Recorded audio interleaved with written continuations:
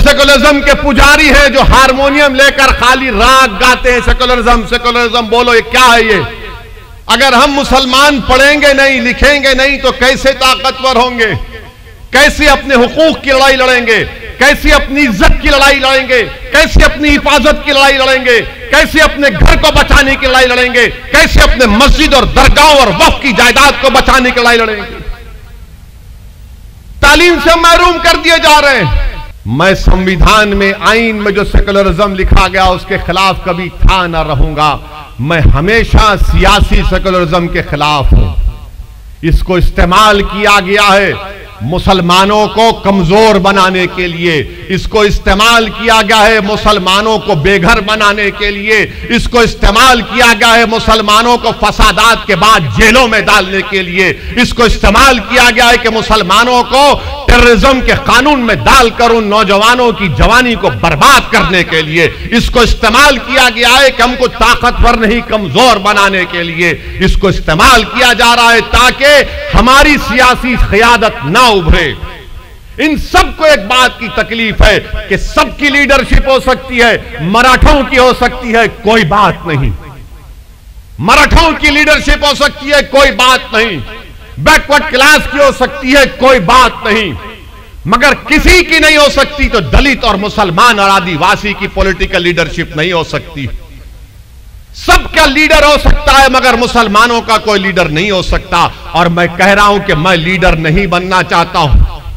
अल्लाह गवाह है, मैं इस पाक औलिया अल्लाह के आस्ताने के सामने खड़े होकर कह रहा हूं, अल्लाह मेरे दिल का हाल जानता है, मैं मुसलमानों का लीडर नहीं बनना चाहता हूं। मेरी जिंदगी अल्लाह जब तक मुझे जिंदा रखेगा, मेरी ऐन ख्वाहिश है कि तुम लीडर बनो, तुम कायद बनो, तुम सिपह सालार बनो। जब मौलाना अबुल कलाम आजाद रहमतुल्लाह अलैह दस्तूर साज असेंबली में संविधान आईन बन रहा था, उस वक्त वो और मौलाना हिफ्जुर रहमान रहमतुल्लाह अलैह जब कभी भी उठकर बोलते कि मुसलमानों को रिजर्वेशन मिलना चाहिए, मुसलमानों को रिजर्वेशन मिलना चाहिए, तो सरदार पटेल क्या करते थे मालूम आपको? सरदार पटेल ये करते थे कि दो मुसलमानों को मौलाना आजाद और मौलाना हिफ्जुर रहमान रहमतुल्लाह अलैह के सामने खड़ा कर देते थे। वो कौन थे? एक का नाम पटेल था, एक का नाम बेगम साहिबा था। और ये लोग खड़े होकर क्या बोलते थे? मौलाना आजाद और हिफ्जुर रहमान मुसलमानों को अक्सरियती तबके से मिलने नहीं देना चाहते हैं।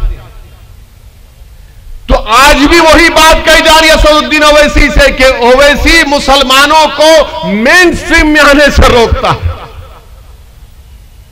जो बात 1948-49 में मौलाना आजाद और हिफ्जुर रहमान से कही जाती थी, वही डायलॉग, वही स्क्रिप्ट चल रहा है।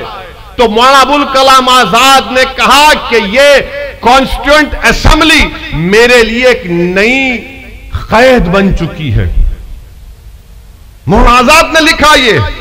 और अगर कोई ये कहेगा ये सेकुलरिज्म के पुजारी, ये सेकुलरिज्म के चमचे अगर कहेंगे ओवैसी कहां पर कहा, तो प्यारे वक्त और जगह बता दो, उसके बाद 5 मिनट में तुम ये वादा करना कि अगर मैं सच कह रहा हूं तो मेरा चप्पल होगी, तुम्हारा सर होगा। कब तक तुम धोखा देते रहोगे सेकुलरिज्म के नाम पर? जो बोलते आजादी के वक्त ऐसा हुआ था, आजादी के वक्त ये भी हुआ था कि पंडित नेहरू 1953 से लेकर 1964 तक मेरे पास चार्ट है जो फसादात हुए। उन फसादात में 85% मरने वाले मुसलमान थे, 60% जख्मी होने वाले मुसलमान थे। और तुम बात करते हो सेकुलरिज्म की। नेहरू जब वजीर आजम थे, वही स्क्रिप्ट है, वही कहानी है, वही प्यादे हैं, वही गुलाम है। और गाली उस वक्त मौलाना हिफ्जुर रहमान को, मौलाना आजाद को दी जाती थी। रिजर्वेशन की जब बात होती थी तो आज असदुद्दीन ओवैसी को और इम्तियाज जलील को गाली दी जा रही है। मगर मेरे अजीज दोस्तों और बुजुर्गों, आपको समझना है इन बात को। मैं संविधान में, आईन में जो सेकुलरिज्म लिखा गया उसके खिलाफ कभी था ना रहूंगा। मैं हमेशा सियासी सेकुलरिज्म के खिलाफ हूं। इसको इस्तेमाल किया गया है मुसलमानों को कमजोर बनाने के लिए, इसको इस्तेमाल किया गया है मुसलमानों को बेघर बनाने के लिए, इसको इस्तेमाल किया गया है मुसलमानों को फसादात के बाद जेलों में डालने के लिए, इसको इस्तेमाल किया गया है कि मुसलमानों को टेररिज्म के कानून में डालकर उन नौजवानों की जवानी को बर्बाद करने के लिए, इसको इस्तेमाल किया गया है कि हमको ताकतवर नहीं कमजोर बनाने के लिए, इसको इस्तेमाल किया जा रहा है ताकि हमारी सियासी क़यादत ना उभरे। इन सबको एक बात की तकलीफ है कि सबकी लीडरशिप हो सकती है, मराठों की हो सकती है, कोई बात नहीं। मराठों की लीडरशिप हो सकती है, कोई बात नहीं। बैकवर्ड क्लास की हो सकती है, कोई बात नहीं, मगर किसी की नहीं हो सकती तो दलित और मुसलमान और आदिवासी की पॉलिटिकल लीडरशिप नहीं हो सकती। सबका लीडर हो सकता है मगर मुसलमानों का कोई लीडर नहीं हो सकता। और मैं कह रहा हूं कि मैं लीडर नहीं बनना चाहता हूं। अल्लाह गवाह है, मैं इस पाक औलिया अल्लाह के आस्ताने के सामने खड़े होकर कह रहा हूं, अल्लाह मेरे दिल का हाल जानता है, मैं मुसलमानों का लीडर नहीं बनना चाहता हूं। मेरी जिंदगी अल्लाह जब तक मुझे जिंदा रखेगा, मेरी कैन ख्वाहिश है कि तुम लीडर बनो, तुम कायद बनो, तुम सिपह सालार बनो। आपको लीडर बनना है। जब तक हम बैठकर अपने मुकद्दर के फैसले हम नहीं करेंगे, हमारे मसाइल हल होने वाले नहीं हैं। हम बैठकर कैसे अपने मुकद्दर के फैसले तय करेंगे? जब आपका नेता होगा, नागपुर की बल्दिया में आपका नेता होगा, महाराष्ट्र की विधानसभा में 2 से ज्यादा आपके एमएलएज होंगे, महाराष्ट्र में 1 इम्तियाज से ज्यादा और एमपी आपके जीत कर आएंगे। जब आपकी लीडरशिप होगी, यही तो लड़ाई मंजलिस की है। मैं तुमसे ये नहीं कह रहा हूं कि तुम मुझे नागपुर के आसमानों पर जो 1-2 तारे नजर आ रहे हो तोड़ के लाके दो। मैं तुमसे सिर्फ इस बात की भीख मांग रहा हूं कि अगर मेरी बात में सच्चाई है तो मेरा साथ दो, मेरा साथ दो। मेरे लिए नहीं, अपने आने वाली नस्लों के लिए, अपने आने वाले मुस्तकबिल के लिए, ताकि तुम बैठकर अपने मुकद्दर के फैसले तय कर सको। आप बताइए मेरे अजीज दोस्तों और बुजुर्गों, गवर्नमेंट ऑफ इंडिया ने, मिनिस्ट्री ऑफ एजुकेशन ने अपना डेटा रिलीज किया है।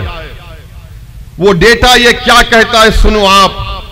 वो डेटा ये कहता है कि हायर एजुकेशन में, यानी 12th क्लास के बाद जो बच्चे ग्रेजुएशन या बीटेक या एमबीबीएस या जो भी करते हैं उसको हायर एजुकेशन कहते हैं। गवर्नमेंट ऑफ इंडिया का डेटा कहता है कि 2019 और 20 में 21,01,000 मुसलमान हायर एजुकेशन में पूरे भारत में पढ़ रहे थे। 2020 और 21 में आते आते कितने 21 लाख से कमी कितनी हुई है? 1,80,000 बच्चे हायर एजुकेशन से गायब हो गए। 1,80,000, 1,80,000 Muslims are not in higher education. ये बोलो ना आप। जो लोग सेकुलरिज्म के नाम पे बोलते कांग्रेस का साथ दो रहे, फिर ये तो बोलो ये कैसे हुआ, इसका सबब बताओ, इसकी दवा बताओ।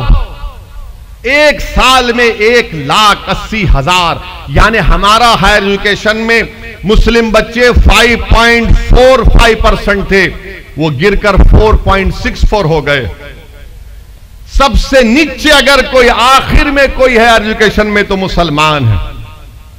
मुसलमान है। और आपको मालूम कि सबसे ज्यादा हायर एजुकेशन मुसलमान से आगे हमारे दलित भाई, हमारे आदिवासी भाई, हमारे ओबीसी भाई, और सबसे नीचे कौन है? मुसलमान। और सबसे ऊपर कौन है? Upper caste. 45% अपर कास्ट के लोग हायर एजुकेशन में। अब बोलो सेकुलरिज्म का बाजा बजाओ। ये जो सेकुलरिज्म के पुजारी हैं जो हारमोनियम लेकर खाली राग गाते हैं, सेकुलरिज्म सेकुलरिज्म, बोलो ये क्या है? ये 1,80,000 बच्चे सिर्फ 1 साल में हायर एजुकेशन से मुसलमानों के गायब हो गए। और कहां से गायब हो गए? इंस्टीट्यूट ऑफ नेशनल इंपॉर्टेंस में पब्लिक फंडेड स्टेट यूनिवर्सिटीज में, गवर्नमेंट एडेड डीम्ड यूनिवर्सिटीज में, जो सेंट्रल यूनिवर्सिटीज के कॉलेजेस हैं उसमें नंबर गिर गया, जो स्टेट यूनिवर्सिटीज के कॉलेजेस हैं उसमें मुसलमानों का नंबर गिर गया। अगर हम मुसलमान पढ़ेंगे नहीं, लिखेंगे नहीं तो कैसे ताकतवर होंगे? कैसे अपने हुकूक की लड़ाई लड़ेंगे? कैसे अपनी इज्जत की लड़ाई लड़ेंगे? कैसे अपनी हिफाजत की लड़ाई लड़ेंगे? कैसे अपने घर को बचाने की लड़ाई लड़ेंगे? कैसे अपने मस्जिद और दरगाह और वक्फ की जायदाद को बचाने की लड़ाई लड़ेंगे? तालीम से महरूम कर दिए जा रहे हैं।